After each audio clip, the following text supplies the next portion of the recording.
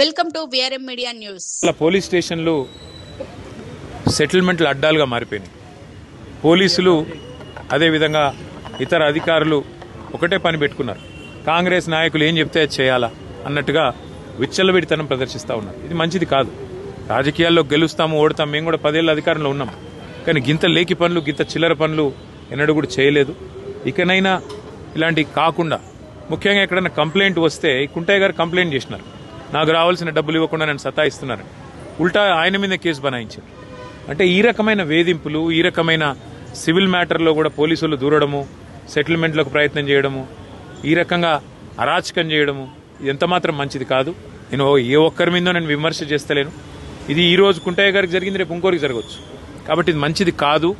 దయచేసి కంట్రోల్ చేసే ప్రయత్నం చేయాలని చెప్పి కూడా నేను ఈ రాష్ట్ర ప్రభుత్వాన్ని కూడా కోరుతా ఉన్నా. కానీ ఆ కుటుంబానికి మాత్రం ఇవాళ ఇంతకంటే ఎక్కువ రాజకీయం నేను మాట్లాడను.